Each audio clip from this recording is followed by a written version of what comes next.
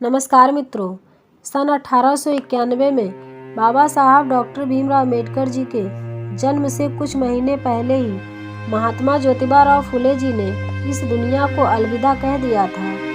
लेकिन संविधान के निर्माता बाबा साहब डॉक्टर भीमराव अम्बेडकर जी ने महात्मा बुद्ध और संत कबीर जैसे महात्माओं के साथ सत्य शोधक समाज की स्थापना करने वाले तथा शिक्षा की अलख जगाने वाले महात्मा ज्योतिबा राव फुले जी को अपना तीसरा गुरु माना है। बाबा साहब डॉक्टर भीमराव अम्बेडकर जी के तीसरे गुरु और शूद्रों महिलाओं और किसानों के लिए आजीवन संघर्ष करने वाले महात्मा ज्योतिबा राव फुले जी ने देखा था कि सामाजिक लोकतंत्र का सपना आधुनिक भारत में शूद्रों महिलाओं और किसानों के मुक्ति संघर्ष के पहले नायक ज्योतिराव जी हैं, जिन्हें ज्योतिबा राव फुले के नाम से भी जाना जाता है। अपनी किताब शूद्र कौन है महात्मा ज्योतिबा राव फुले जी को समर्पित करते हुए बाबा साहब डॉक्टर भीमराव अम्बेडकर जी ने लिखा है कि जिन्होंने हिंदू समाज की छोटी जातियों को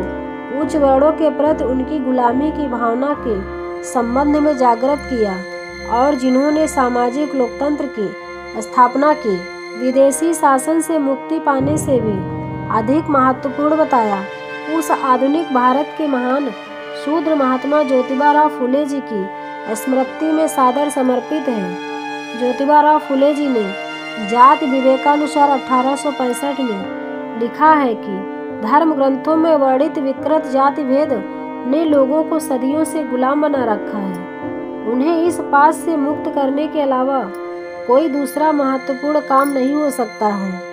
बाबा साहब डॉक्टर भीमराव अम्बेडकर जी ने भी अपनी चर्चित कृत जाति व्यवस्था का विनाश यानी एलिहिलेशन ऑफ कास्ट में भी ठीक इसी सिद्धांत को आगे बढ़ाते हुए जाति व्यवस्था के स्रोत धर्म ग्रंथों को नष्ट करने का आह्वान किया है। ज्योतिबा राव फुले जी का जन्म 11 अप्रैल सन 1827 को शूद्र वर्ण की माली जाति में महाराष्ट्र में हुआ था।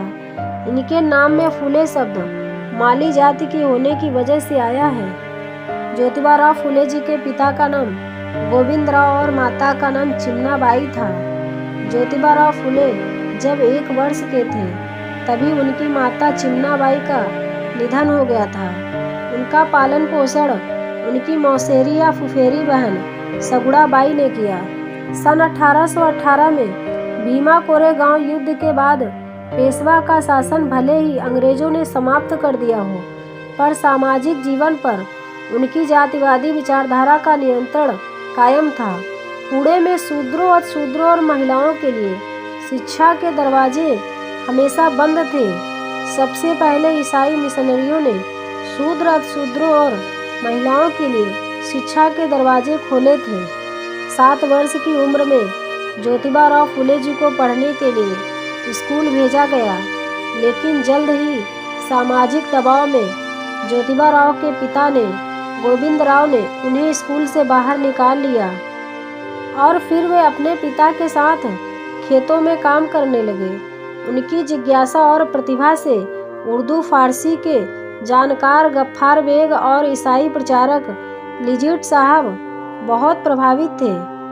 उन्होंने गोविंद राव को सलाह दी कि ज्योतिबा राव फुले को पढ़ने के लिए भेजे और फिर से ज्योतिबा राव फुले जी स्कूल जाने लगे। इसी बीच 13 वर्ष की आयु में ही 1840 में ज्योतिबा राव फुले जी का विवाह 9 वर्षीय सावित्रीबाई फुले से कर दिया गया।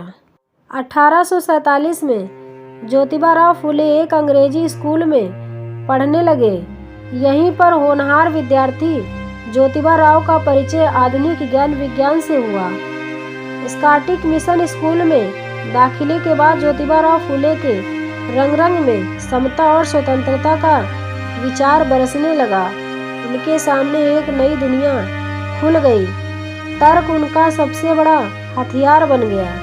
हर चीज को वे तर्क और न्याय की कसौटी पर कसने लगे। अपने आसपास के समाज को एक नए नज़रिए से देखने लगे। 1847 में मिशन स्कूल की पढ़ाई पूरी करने के बाद ज्योतिबा राव फुले को इस बात का एहसास अच्छी तरह से हो गया था कि शिक्षा ही वह हथियार है जिससे शूद्रों अतिशूद्रों और महिलाओं की मुक्ति हो सकती है। और इसीलिए ज्योतिबा फुले जी ने सबसे पहले शिक्षा की ज्योति उन्होंने अपने घर में जलाई। अपनी पत्नी सावित्रीबाई फुले जी को शिक्षित किया और उन्हें ज्ञान विज्ञान से लैस किया। उनके भीतर ये भाव विचार भरा कि स्त्री पुरुष दोनों बराबर हैं। दुनिया का हर इंसान स्वतंत्रता और समता का अधिकारी है।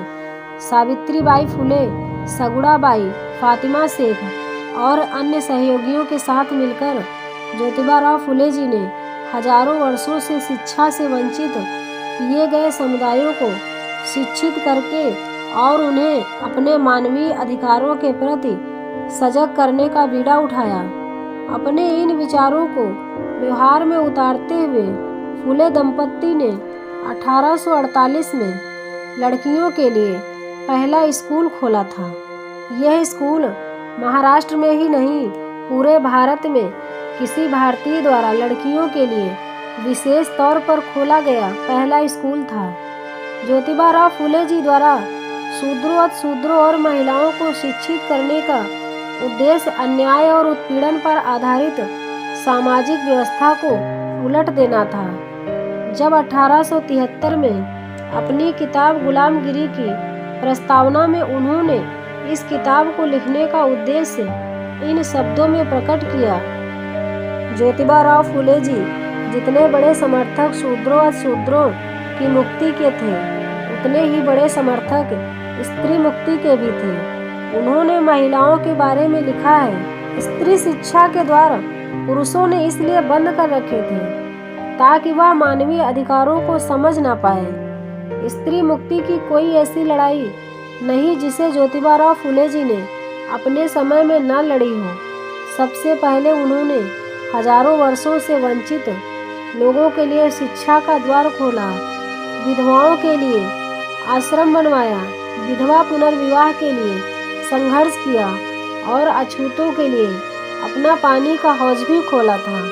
24 सितंबर सन 1873 में महात्मा ज्योतिबा फुले जी ने सत्यशोधक समाज की स्थापना की। सत्यशोधक समाज का उद्देश्य पौराणिक मान्यताओं का विरोध करना, शूद्रों अतिशूद्रों को जातिवादी की मक्कारी की जाल में से मुक्त कराना था। शूद्रों अतिशूद्रों और महिलाओं के अलावा जिस समुदाय के लिए ज्योतिबा फुले जी ने सबसे ज़्यादा संघर्ष किया, वह समुदाय किसानों का था। किसान का कोड़ा 1883 ग्रंथों में उन्होंने किसानों की दयनीय अवस्था को दुनिया के सामने उजागर किया।